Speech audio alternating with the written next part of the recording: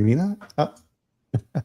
There we are. It was a bit of a delay there on that start, which is always weird. That's part of behind the scenes when you're doing live streams, is there's a bit of buffering at the beginning. And for good editing, to get that nice beginning on that video with the transition, you have to kind of do this. And there. We got it down. Feeling really stupid. And that was longer than normal. So you're doing that and then you start doing this.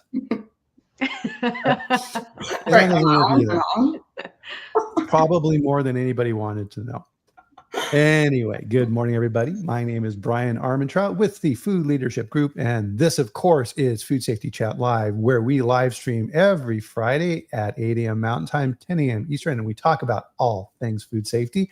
And I get to bring on experts who work in this space with me, and we get to talk with you and answer your questions. And part of what's really fun about this is the community we built with this. And I know that for you, Jill and Tia, same thing with your business, with Catalyst Food Leaders as well.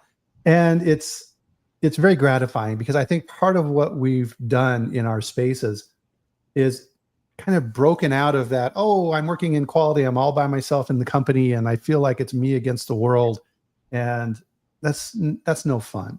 Mm-hmm. And we get to meet amazing people like Elena. Good morning. Hi, and Cheryl, of course, and all those fun things that we're doing and all of that. So with that, of course, my guests today are Jill and Tia from catalystfoodleaders.com, which I think is a new name, isn't it? What's that? It is.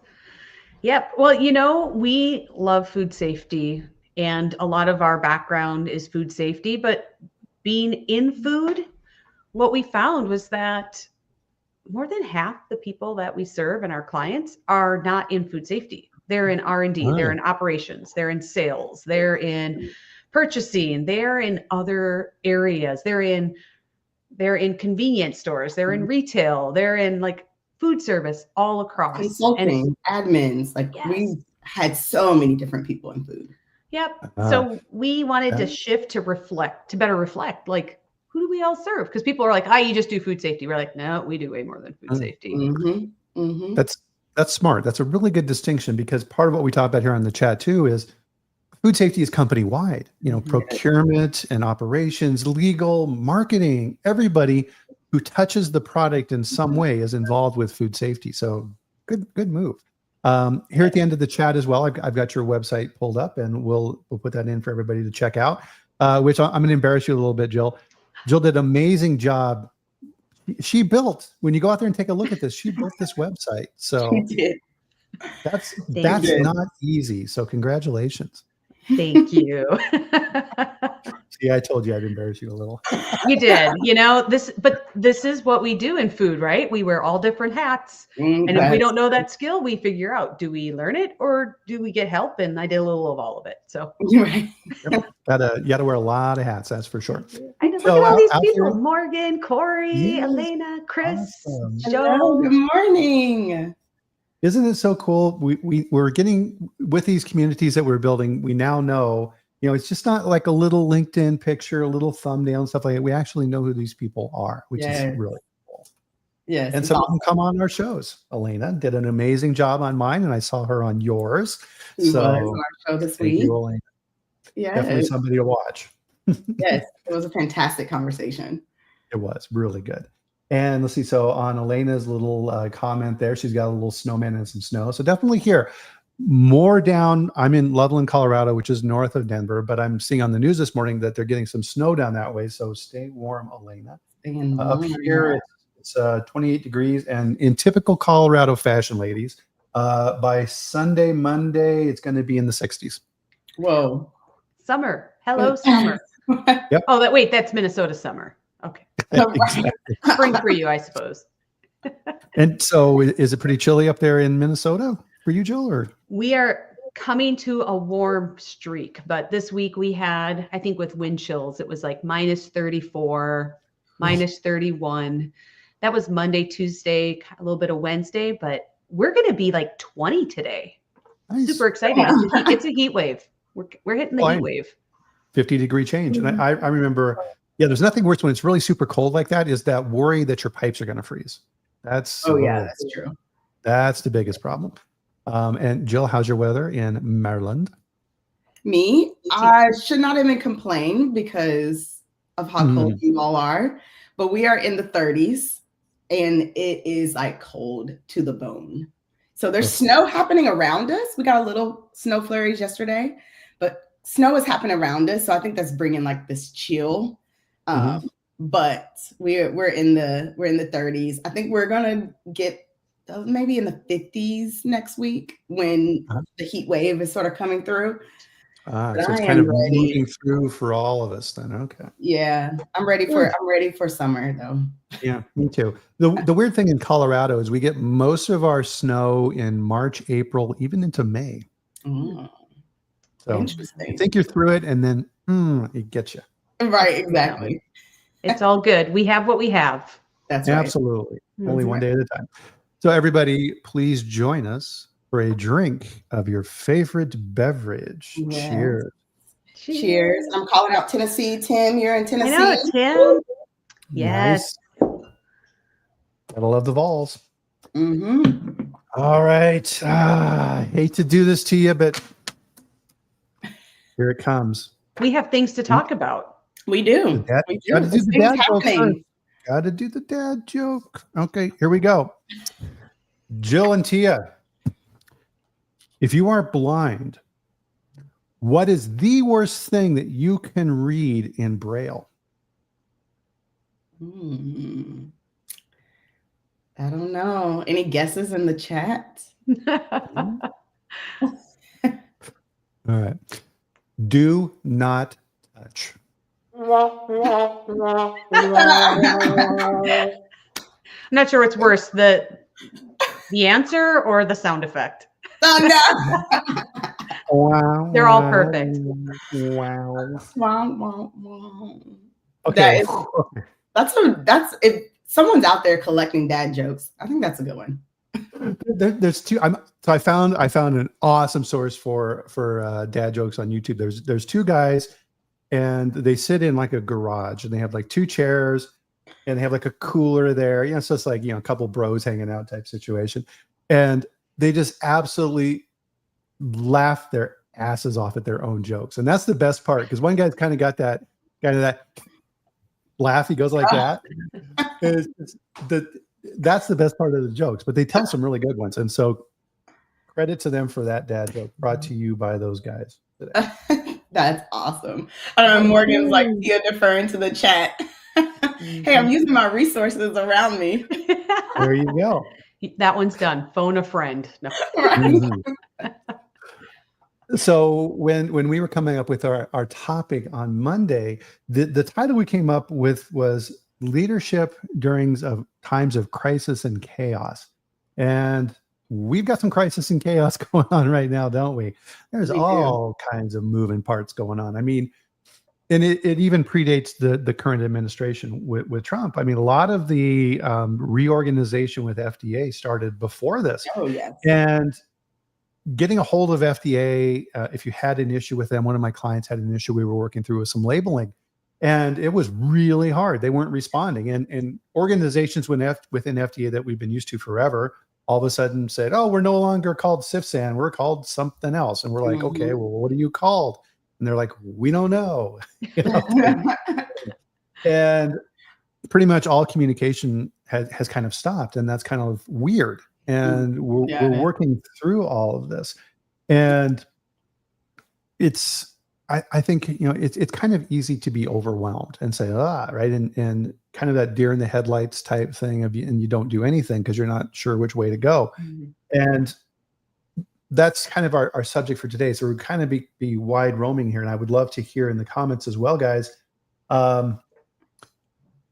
what things are you worried about? Because there's a lot of different things. And that's kind of, I think, part of our nature when you work in quality and food safety and things like this, right? We're worriers. We're all right, what's going to happen? What are the things that we need to worry about? What's this new guidance document mean for us? Yeah. All of these type of things.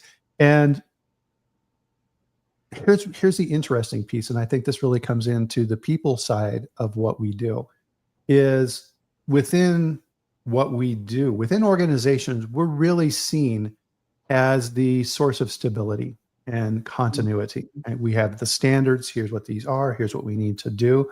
Yeah. And this tends to magnify the more serious the issues are.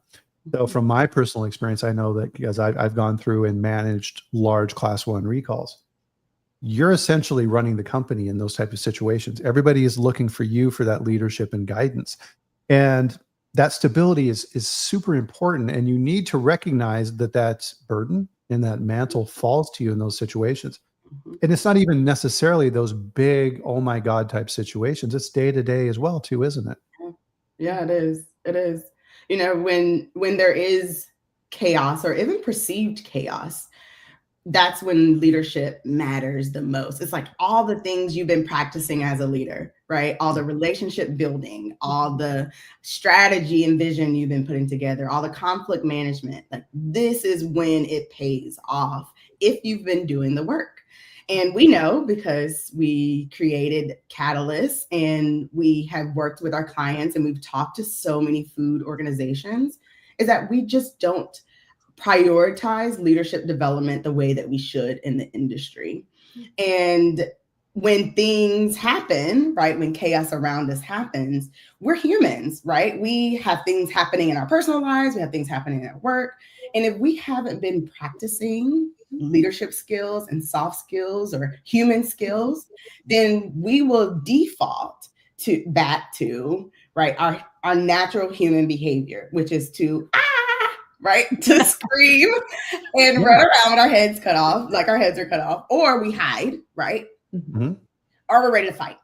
You know, we're ready to do all of those natural reactions unless we have that development we've been practicing, right? And it's now it's basically a competency, is the way that we show up every day.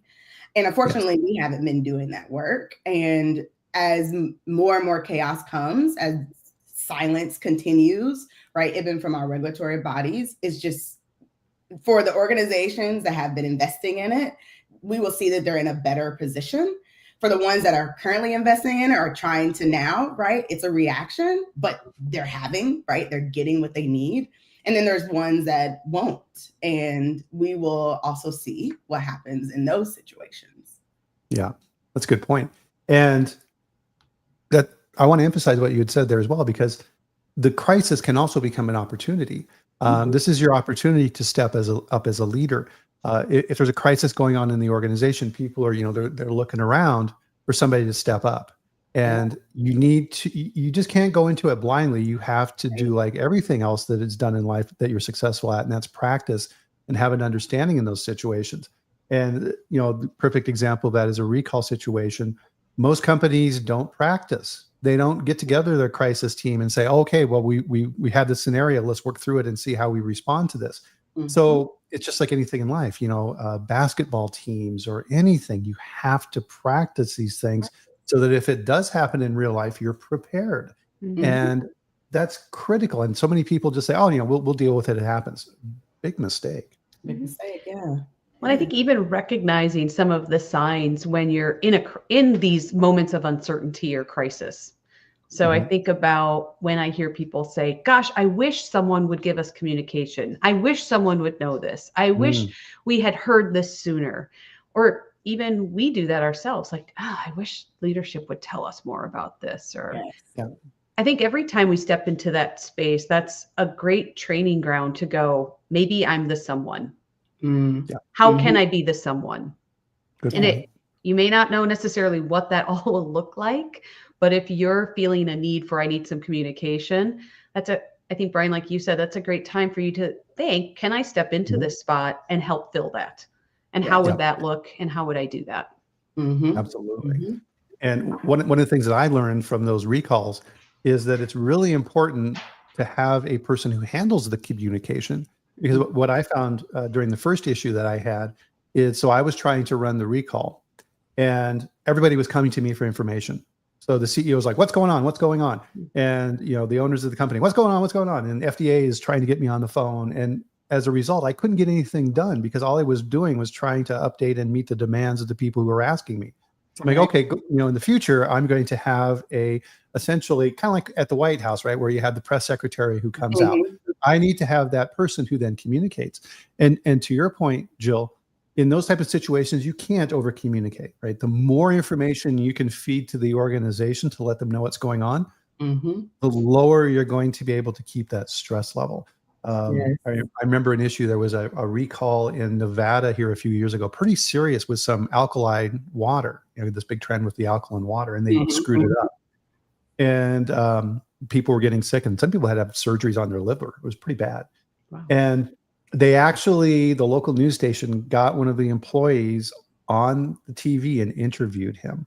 He's like, oh yeah, I mixed the batches and I wasn't quite sure what to do. So my boss just told me to add some more stuff. Whoa. Yeah. Whoa. I mean, if you're Bill Marler in the court case, that's all you got to do now is play that tape in court and say, all right, we're done. Right.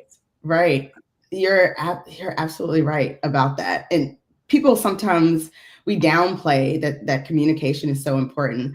It's funny because Jill and I, we watched the Apple TV show Severance, and Jill is catching up on it, and like we watch it every week, the new season. And one thing that Jill, I love it because Jill, well, now you're done with season 1, right? Yeah, season 1. He wanted me to watch it for like years, and I was like, no. Finally, I binge watched it. So. And it is, I mean, just the parallels to corporate culture is, I mean, it's fantastic. But one of the things that Jill actually pointed out was that when people do not have details, we as human beings, we fill in those details of the story. So we're not going to give any spoilers, but there are people that don't really know what's going on. So they're trying to figure it out. Right. And for the things that they really don't know what it means, our brains fill in that detail. And so as leaders, it's important for us to know that if we do not give our team communication and information, then they're going to fill it in. Yeah. And I think the other part with that is, once again, I don't want to spoil it, but the perception you may have as a leader is, why are they choosing those behaviors? Right. Why are they doing that? And it may not look like what you think it is. And so even being able to see through that, but it's really just this call for, or this need and want for information. Yeah. Well, and I think that's what's so interesting, because I love Severance as well. Yeah. And it's that mystery, right? So you've got these different layers. You've got the workers, you've got Milchek, the manager, then you've got the shadowy Swedish looking guy running stuff, the weird statues of at each level they have different information and they're not sharing at all. They're not sharing. Just watching it makes you stressed out. Yeah, right.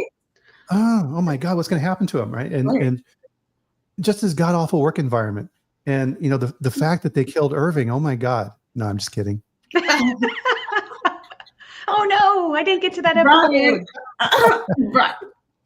Oh, that's bad. You're not listening, Jill. Yeah. You're not listening.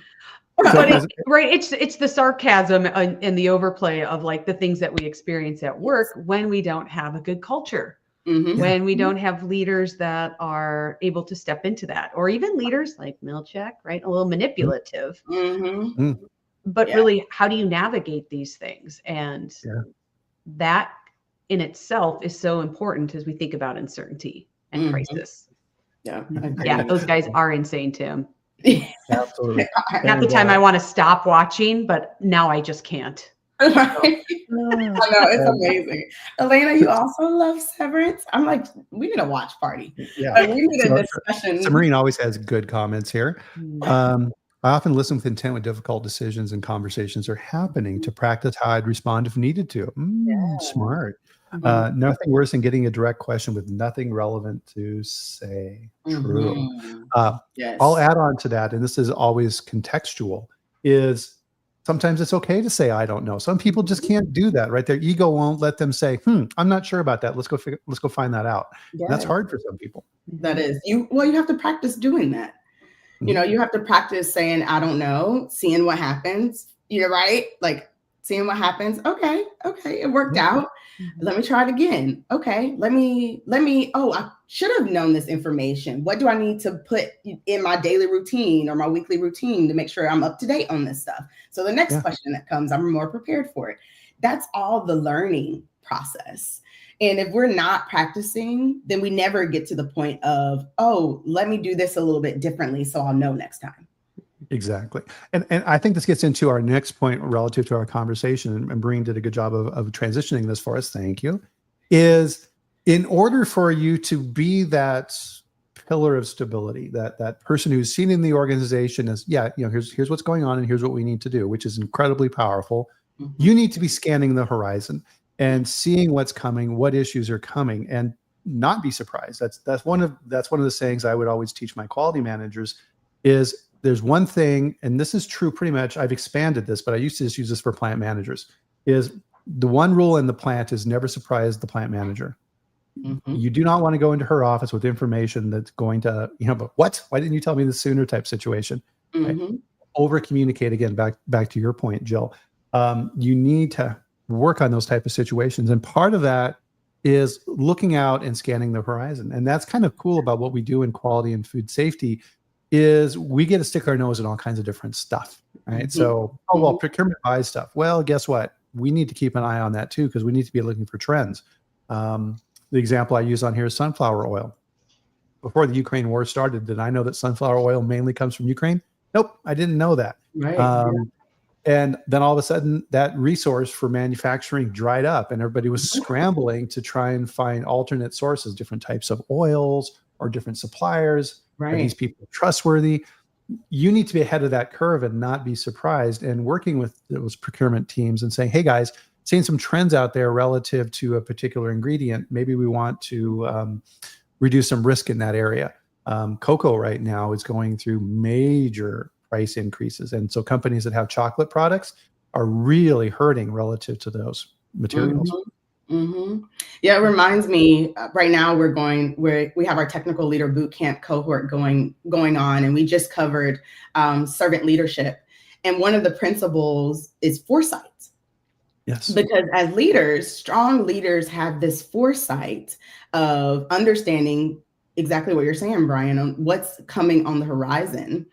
But that's easier said than done, right? Mm-hmm. They have that foresight because they're in those conversations, right? They're building those relationships, right? They have someone in procurement kind of saying like, oh, something's kind of happening with chocolate, or this is where we get our information from, or whatever it is, right? They have done a lot of work in the background to be able to have that foresight. Mm-hmm. It doesn't just come. No. For myself, I like to build relationships across multiple functions and stay close, because then I hear, right, like, what are you struggling with? What's kind of bubbling up there? What are your leaders telling you is most important? Then I can have that vision on, okay, where does my team need to go? How do we need to play? Ooh, what priorities can we bubble up right to the list? Because I know maintenance is focusing on this, or logistics focusing on that. But a lot of times people are like, I need to look towards the horizon, but don't realize that those are actual skills that you need to build, that you need to practice, that you need to have in order for you to be able to see the horizon. Yes. And that's an important distinction, Tia. Thank you. Is that you don't have to reinvent the wheel. So if I'm in quality, I don't need to subscribe to all the newsletters that the procurement people do. I don't need to that's part of their job is tracking those trends. Mm-hmm. The reason I know about the cocoa situation is because I talk with procurement people, and they're like, cocoa, we need to plan out and hedge and figure all these things out. Then I look at that from a food safety quality standpoint and say, okay, well, we need to make sure that that's good quality cocoa, and that the heavy metal content, because cocoa can be a risk for that, is controlled, and that we're testing before we run products. So we need to be well ahead of this. And now you're working together, to your point, Tia, you're working together as a team with procurement. Yeah.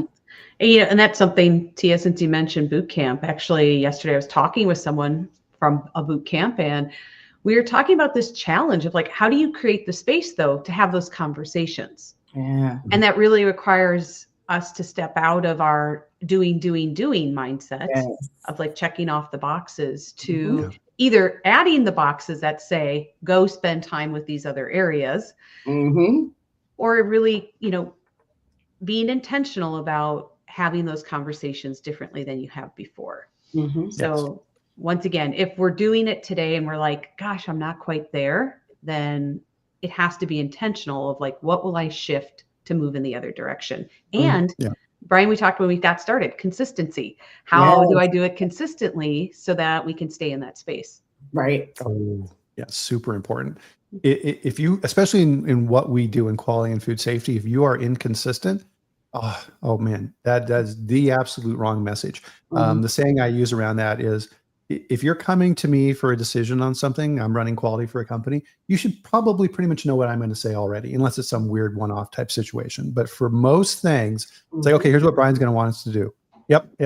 Right. So as a result of that type of behavior, the wheels are already in motion ahead of time, right? So it speeds up the process as well. Exactly. And I want to just call out that is human. That's human behavior.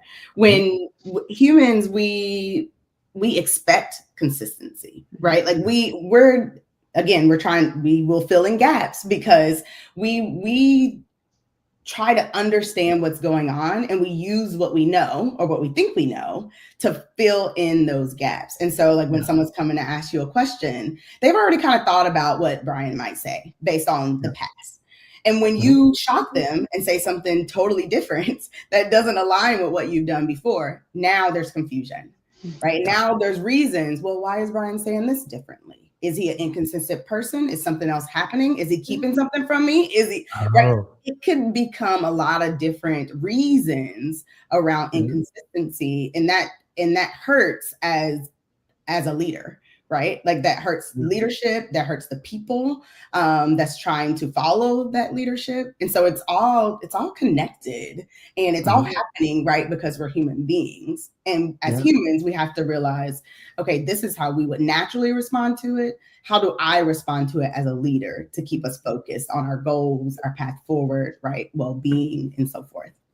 Yeah. So back to our severance example, right? So the manager, Milchek, right? So he's withholding information, and as a result, the team doesn't trust him. Exactly.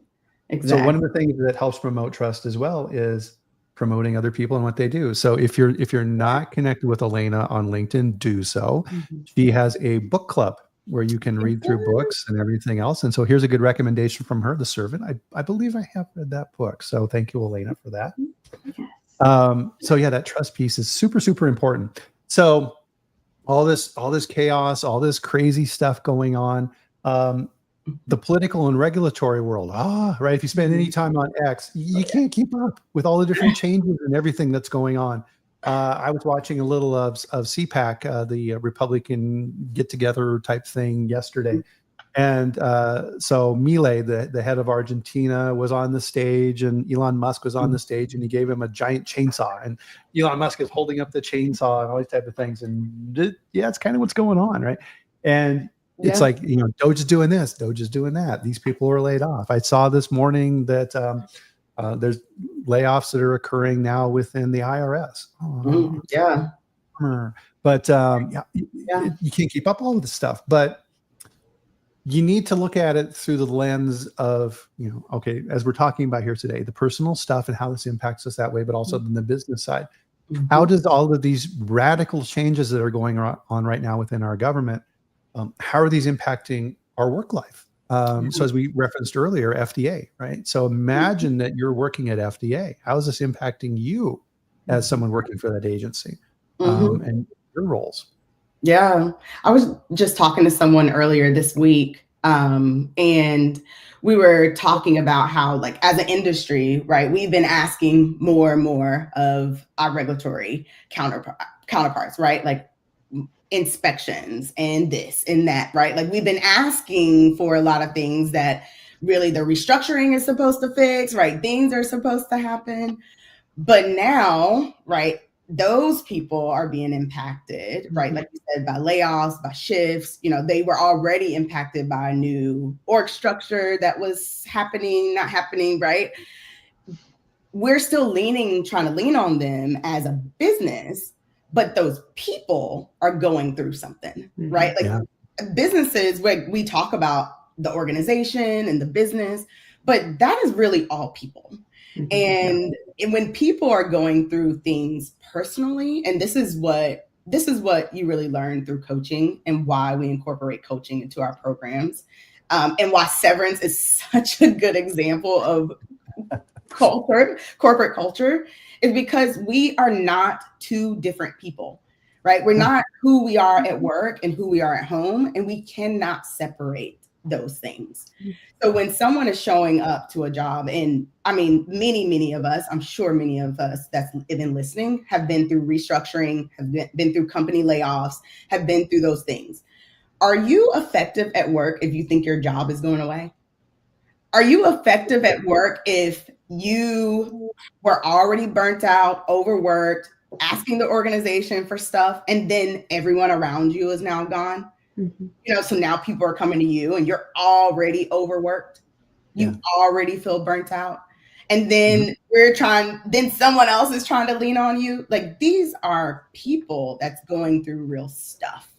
And if we don't realize that, recognize that, and have some grace around it and compassion around it, and actually bring that into the way that we are leading, then we're just going to continue to stress people out and to lose people in the industry, which is already happening, right? That was already happening before what's happening now with our political landscape. We were already losing people in the industry. We were already losing people from retirement, right? And people, retiring and moving on that way. But then people not even wanting to come in the industry because we haven't figured out how to take care of our people while also growing our business. And so this is just going to compound that. And so we have to figure out, how do we continue to work and take care of our people when things are happening even outside of our control? Right. Well, and to the point that was made earlier, it's, this is part of our evolution. This is fight or flight. You're a caveman, you're hanging out with your tribe, and another tribe comes walking up, right? You have to figure out pretty quickly, okay, friend or foe, right? I don't want to fight. Right. Better figure this out.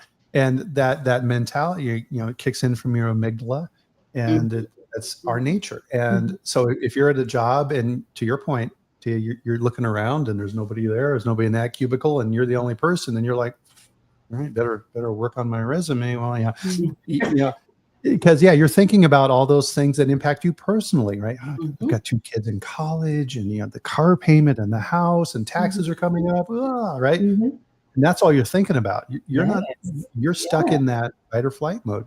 Well, and even the impact is different on every individual.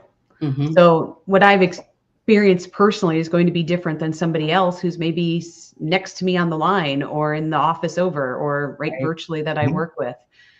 And with all the changes, whether it's what we see with FDA, but even some of the other changes that are happening related to immigration and DEI, those are places where everyone has had a different experience related to that.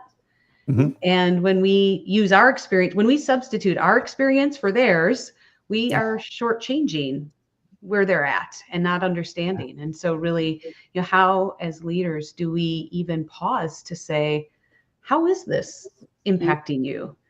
We may not see it at work, because while severance is a show, there is some level of people still looking at, how do I keep my work and personal life separate? And so some of those things going on behind the scenes are bubbling up professionally, and they should, right? It's the whole person.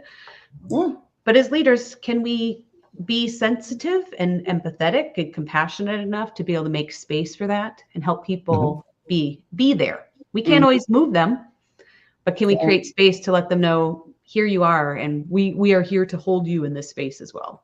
Right. And that's a good point, because back to the severance example, the team, the 4 individuals, who are working and actually doing the work in the company on this mysterious project, bond, right? They become best friends, and they're trying to figure out what's going on, and you're on the journey with them. So kind of referencing back to what we talked about earlier, is everything's an opportunity, right? If you're able to step up and be that calm source of inspiration and say, hey, what's going on? How can I help you? And showing that you care, you're only going to strengthen those bonds with those individuals when you come through the other side. Right. Exactly. It's also too, the people who leave, right? Like, that bond doesn't just disappear. And I remember that I went through a restructuring, and my mentor actually left the organization as a part of the restructuring. And we still kept in contact. And I remember after she left, it was maybe 6 months or so afterwards.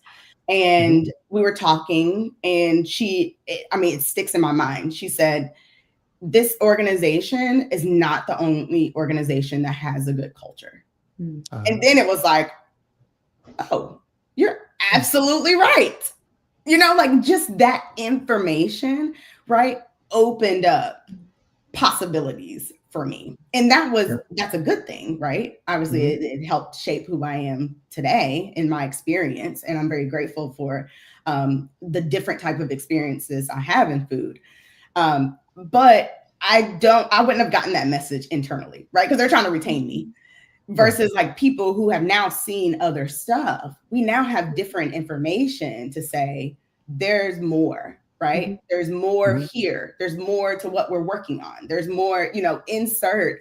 But in this case, it was, okay, yeah, there's other places that value people and culture that might even be doing it better, right? That might even be able to give me a different type of development. And so it's like, even with changes that leadership does, whether it's layoffs or restructuring or elimination of full groups, that is an impact on the people, and the people talk. They talk with each other. They have formed these bonds. And if you as a leader do not have that foresight, right, does not have that empathy, compassion that Jill was talking about, you actually miss those opportunities. You actually miss those conversations that are happening around you that might be stopping your progress or not giving you the outcome that you thought would happen after you do these drastic changes. Yeah. This too shall pass. And those people who may have been laid off in that scenario, and you're still there, right? So you got some guilt around that. It's like, oh, geez, I'm still here, but everybody I worked with is gone. Guess what? They didn't disappear. They're still out there, right? And that is potential new connections and avenues of growth and development when they find new roles in new companies. You're going to wake up tomorrow, right? It's going to be okay. And it reminds me of an old story I heard. So there was a farmer and his wife, and they were laying in bed at night, and it was late, and the farmer was just tossing and turning in bed and just really irritating his wife. And so finally she's like, honey, what's wrong? And he turns to her and says, we're not going to make the mortgage payment this month. The crops aren't coming in on time. I just don't know what we're going to do. And so the wife goes, And so she picks up the phone and calls the banker in the middle of the night and says, Bob, we're not going to make the mortgage payment tomorrow, and hangs up the phone. And the farmer got really mad. And he said, why did you do that? And the wife goes, it's his problem now. Go back to sleep. Right? Interesting. Well, that's communication. Yeah. Communication ahead of time. Hey, this is the reality we're facing. Right? Yes. Yeah. And that was someone who saw the problem and stepped up and said, I can do something here. Right. And she was that calm-centered resource that said, okay, no, it's going to be okay, right? Don't worry about it. It'll be fine. And part of this, right, we need to look at what's going on within the government right now. And Scott Adams talked about this on his podcast. He said the United States is probably the only country in the history of the world that is able to break itself and then rebuild itself even better.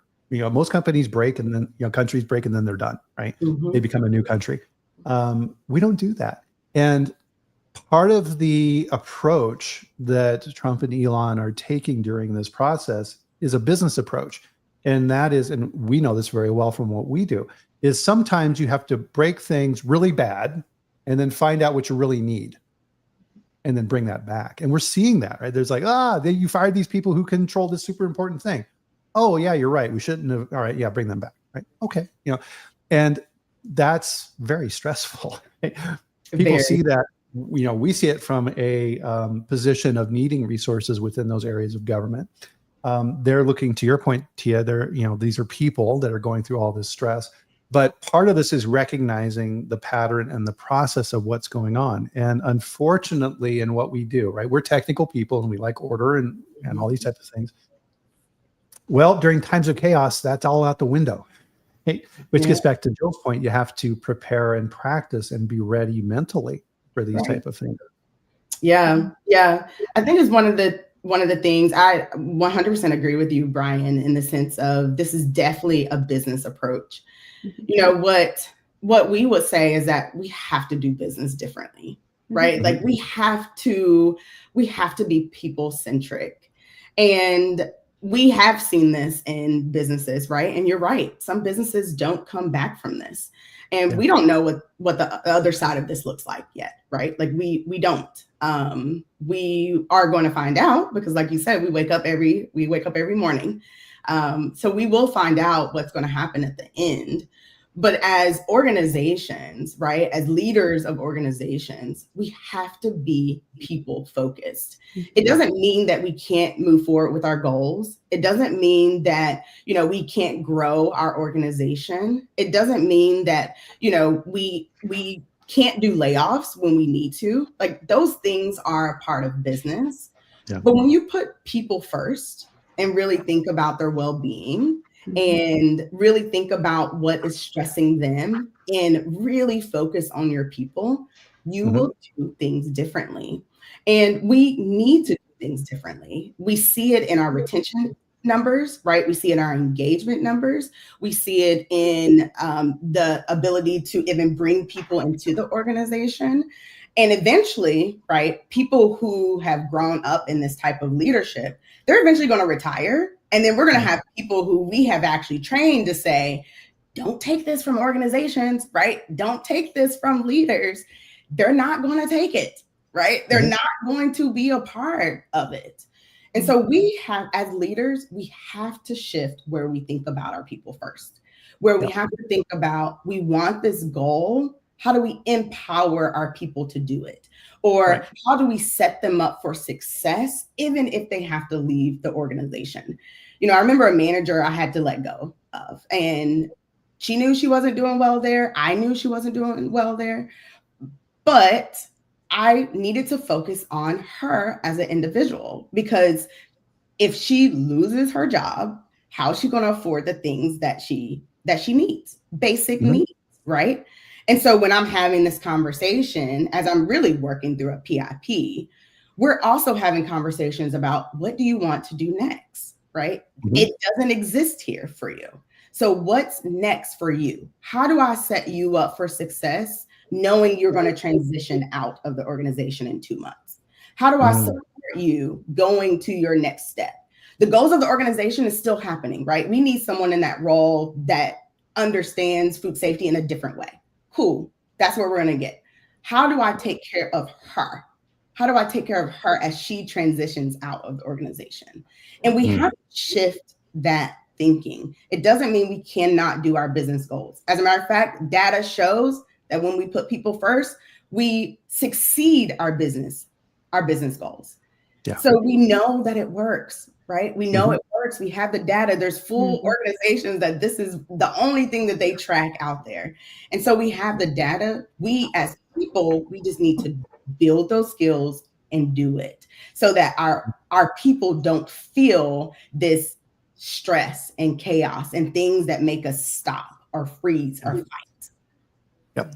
And so 2 really important things in there that I want to bring people's attention to. Number one is there's a technique called, talking beyond the sale. You see Trump do this quite a bit. So what you're doing is you're allowing that person to refocus on, okay, well, what's your next challenge? What are you thinking about doing, right? You're moving that person's thought process past what's going on right now, right? We're going to be letting you go and you need to move on. But what do you want to do next? Let's talk about that, right? Oh, wow, I'd really like to do whatever, right? And now they're thinking about these things. And how I can help you. Also, how can I help you get there? Not just think about what's next, but how as a leader can I help you actually get there? Yep. As a person, that's really smart. And part of what I wanted to call it in our conversation here so far is notice what we're doing here as well. We're talking about detail, one-on-one personal interactions, and then going all the way up to what the government's doing. And then we're coming back down and making that relevant to what we're talking about. So part of the key skill set with this is taking that abstract information and then extrapolating that into what you're doing and how it impacts you people that you work with, and then repeating that process. So kind of the next phase on this then is, of course, recalls, right? We've had some doozies so far, right, in 2024, 25. And, front of mind to everybody, of course, Boar's Head and some of the work that they're doing and, trying to turn that company around and the loss of public trust and all of those type of situations. Now overlay that with what we've been talking about with FDA's reaction. So then you can start thinking about this. And a good way to look at this is start thinking in terms of predictions. And predictions don't have to be yes or no. You can say a percentage, right? So for example, okay, well, we know so far that resources are being changed. There's lots of chaos going in the organizations within the government. People are being laid off or restructured in different ways. How is that going to impact FDA's ability to monitor or respond to potential issues in the food industry, right? That's going down. What does that potentially mean? Well, that means that recalls may actually be going up. What's the chance of that happening? I don't know, 35, 40%, maybe, who knows, right? But you're thinking about it, right? And so you're like, okay, well, if that's the case, how do I need to react to potentially protect what we do in my company and make sure that our consumers are safe? Yep. Yeah. And if we are curious, Sean Stevens just released an article about looking at trends and recalls from 2024 and predicting 2025. So I don't remember, it came through on one of my feeds, but I don't remember exactly where it was, just that Sean wrote it. Was it QA Magazine or something? It was, I saw it too. I don't recall what it was. If I find it, I'll put it in the locals group. It was a good article. Sean always writes good articles. It was, but that goes back to that foresight as a leader, thinking about what does this mean for us and how does that impact people? What are they thinking? Because they're reading that in their feed too. And are they coming back to work going, oh no, what does this mean? Or are they like, wow, I'm glad we have things covered. Once again, it's all about engaging in the conversation. Right? Well, and again, right, these crises situations can be opportunities as well. So now imagine you're working in a company and you're in the quality department, food safety, and you're communicating like we're doing right now. Senior leadership is going to look at that and say, that Tia, she does a really good job of thinking strategically. I'm going to keep an eye on her, right? Yeah. Because now you're just not reacting to every little thing that happens during the course of your workday. You're thinking about the future, and that's what leaders do. Yeah. One thing I would add to, Bryan, as you think about, us as food safety going back into, the organization, thinking about what does this mean for my organization? When we talk about food safety culture specifically with people, we even try to remove compliance, right? Compliance is what we must do, right? Like that's like the basics. Right, exactly. That's just the fee to play. We like for organizations to think about, who are you? Who do you want to be? What are your standards, right? What are your standards that's above and beyond compliance? How do you want to show up? Even as simple as color coding. Do you want your whole organization to use black as trash, right? Is that how you want to show up, that everything is consistent across your organization around color coding? That might be important to your organization, right? That's who you are. And it doesn't matter if FDA exists or doesn't exist or comes here or talks or shows up at the door or let us know when they're coming. At the end of the day, this is who we are. This is what we stand for. And this is how we do business. And when we have conversations with organizations, and that's from a food safety culture, but also from just a culture, a people culture standpoint, is once you get crystal clear on who you are as an organization, what you value, right? What you care about, what kind of goals you chase after, then you don't need other people to tell you these things because it's already core to who you are as an organization. And then the people, right, come because they want to be a part of that mission. They want to be a part of these things. It aligns even with their own personal, values when an organization is super clear. So if you're at an organization and you're thinking, man, they're going to shift because of what's happening in regulatory, then typically your organization probably don't know who they are from a food safety standpoint, right? They don't know, or maybe they do, and it is compliance. right? And that's how like they like to roll. And that could be okay for them. It might not be okay for you, right? Like you would have to kind of have those conversations with yourself. But that's one thing that we talk about with organizations is like, who are you outside of FDA showing up to your facility or your customer giving you an audit, right? Like, who are you outside of that? Yeah. Well, and part of that is the realization that let's say that you have a big layoff in a company or something like this. It's not your fault, right? Sometimes the market conditions just change, right? A new product comes in, a new competitor shows up, and things just don't work out. That's not your fault, right? Right. Yeah. Move on. And there's a really good comment here right now that I think is why we do this chat, right? Is today's my last day due to the layoff, and I needed this chat. Thanks, Jill and Tia, right? So hopefully what we're talking about here today can help this person.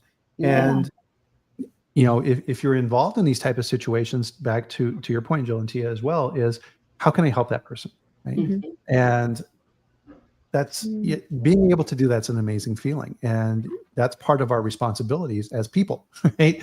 Is to help it. We need to drop the, I'm VP of whatever. No, right?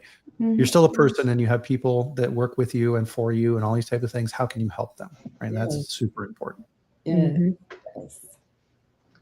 is. And knowing that space, I think, is important too, because yesterday I was talking with someone who said, I really want to move up further in our organization and be seen as a leader. And I said, well, what are you doing today? They described things like, I've helped us navigate our SQF audits well. We've added not just the food safety part, but quality. And I've done all this work, but yet they're still struggling to see me as a leader. And so what we really talked about is how we are multidimensional. And often when we're in food safety, we kind of put ourselves in this spot where we are the technical expert. Well, that makes it hard for people outside this arena to see that we are more than that. Right. And so as we think about handling crisis communication and uncertainty, that's where this really takes that intention to say, if I want to be seen more than just the one who says, this is compliance, this is a requirement, this is regulatory, then we need to step into that space. Yes. And how to do that. And so actually, those were some of the questions that I posed to this person. Well, what does that look like? What do you think is important for your development? And they chose some items, like they said, well, I need to know more about regulatory environment and regulatory and regulations. And I said, how does that position you to be a better leader? And so when we think about what we value to be able to support the organization through these times, how can we be more curious about what are those skills that are going to help us in that space? And it might be hard, but letting go of some of the things that have been our steadfast places we grow, right? Intentional adulteration, all those things are really important. Regulatory, cybersecurity, those are fantastic and good to know. But as a leader, you also have people on your team who can support you with those things. Right. Yeah, so absolutely. It is helping us be more multidimensional in our roles as leaders when we can step into that space. Yes. And so with the layoff comments here, as well, is we talk about this here on the chat as well, is that we have a loyalty beyond companies, right? Because we're protecting people and we're making sure that food is safe and all these things that we talk about. That means that we have kind of this big, fraternity that we're all in, right? And so we all step up and help. So definitely, as we see here in the comments, so Joe Sophia is talking about Alexis Kennedy, right, with the layoff. Help her, right? We all know people, and that's as you get older in your career, right? Me as a seasoned QA guy, your contacts and the people side of it becomes more and more important. And as you look back, you're like, man, I wish I would have learned this lesson earlier. And the technical side of stuff is great, and you need to know all that things, but that's not what moves the needle. No, and I think, Bryan, even like you said, a layoff, that's not you, that's the organization, but it's still, I'm sure a full range of emotions are coming up as you're in that space.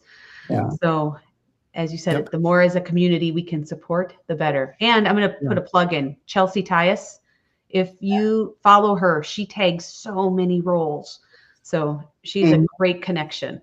She really is. How do you spell her name? Chelsea, Chelseea. Tyus. Tyus. I'll put her name in here for people. Mm-hmm. There we go. Hopefully I got that right. Yes. Boink. Yes. There we go. Yeah, So part of this, right, from the people side, and then we'll kind of go to the wrap up here at the end, is we don't know what's going on in other people's heads, right? So if you're out in the plant floor one day and you're talking to somebody that you normally talk to and they snap at you, okay, what's going on, right? Your first reaction is to snap back. Oh yeah, well, yeah, double damn, you too.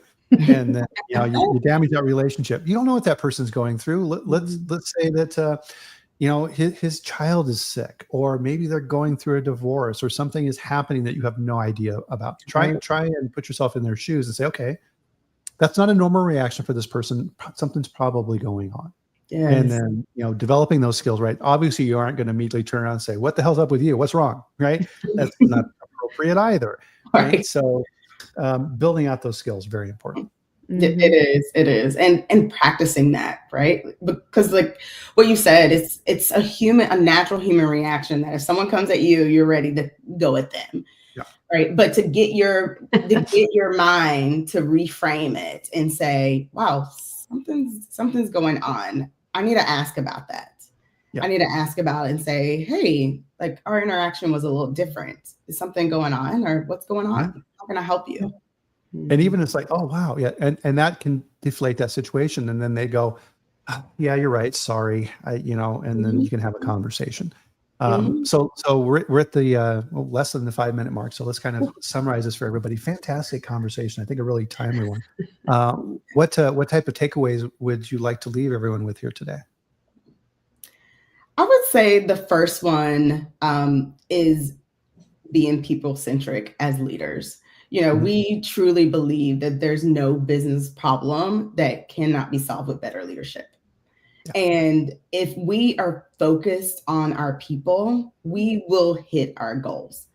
We will hit our goals without someone feeling like they're unworthy, or without them being stressed and overworked and burnt out, or without them taking work home and creating issues outside of work.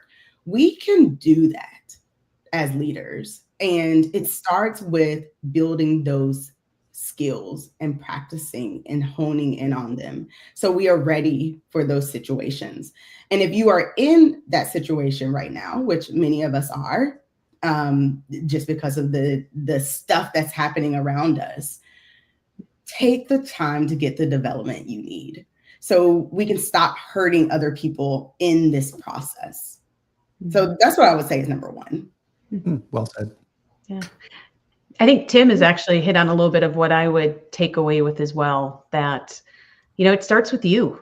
Mm-hmm. So when you say, gosh, I wish it was different, or how do we navigate through this? That's a great time to lean in. And you can do it with transparency. Gosh, I'm a little nervous to step into this space, but I see we have questions. How can we facilitate answers together? Yes. Mm-hmm. There are ways we can do that. And I'm going to pull from Brene Brown. Clear is kind. Yeah. Mm-hmm. When we try to do the messaging around the messaging because we're trying to message around something we don't know, not clear. So as a leader, the best thing we can do is be clear, because that is kind. That is showing with heart. Yep. Even if it's clear that you can't share details, right? That is still clear. That's still transparency. Yep. Here's what I know. Yeah. You know what I know. So I think from my perspective too, as we kind of summarize this as well, is with all this crisis and chaos, we're in a unique position in what we do. It's an opportunity, right? We're able to step up and help as leaders from a business and, more importantly, the personal side of things. So I think we've got some really, really important lessons here today. So next week, I'm very excited about this. Next week, we are doing a webinar with all kinds of cool people. Yes. And so I'm on this. You guys are on it. So we've got the team from Don't Eat Poop. So we've got Francine and Dr. Darren Detweiler. Dr. D is going to be on there. And so, of course, Mr. Ragusi as well. Matt's going to be on there too. Yes. So this is going to be next Wednesday. This is going to be a lot of fun. And if you didn't see the invite for the live stream, I'll put it here in the chat so that everybody's got that. There we Awesome. go. There's that guy. And Yes. also, I wanted to put in here the link for your new website for Catalyst Food Leaders because it Yes, absolutely check us looks out. fantastic. Yes, sign There's that. up.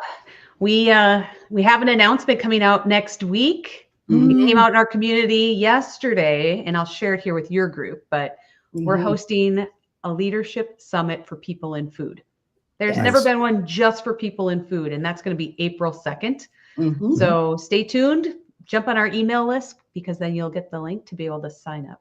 Yes, we're so excited about this because we have Very amazing speakers. We're lining up Mhm. some amazing speakers Mhm. within the food space to talk about leadership. nice. Congratulations on that. Very good. Thank And you. with that, we'll bring our chat to a close here for this week. Jill and Tia, thank you. This was a fantastic, I think, a very timely conversation here today. Yes. So everybody, take a deep breath. Right, it's going to be okay. Right, Mhm. it's the banker's problem now. We'll figure it And out. thank you all to the audience. And Brian, thanks for having us on as well. We Yeah, certainly absolutely. enjoy being here and this interaction. Thank you. It's so cool seeing a lot of the same names and stuff coming up in our chats and things like this. And Yeah. even though some of those people we haven't met face to face, that's a hint for a quiz, by the way. We still feel like we have, right? So that's super cool. Mhm. So Agreed. of course, next week we'll be here again, right? So live on LinkedIn and YouTube, where we live stream every week on Friday at 8 a.m. Mountain Time, 10 a.m. Eastern, while I will bring some super cool kick butt guests like Jill and Tia on the show to talk about our next quality and food safety topic. But in the meantime, have a good weekend. Enjoy yourself, relax, recharge, and we'll do it all again next week. So thanks, everybody. Have a good one. Thanks, Jill and Tia. Bye. Bye, everyone.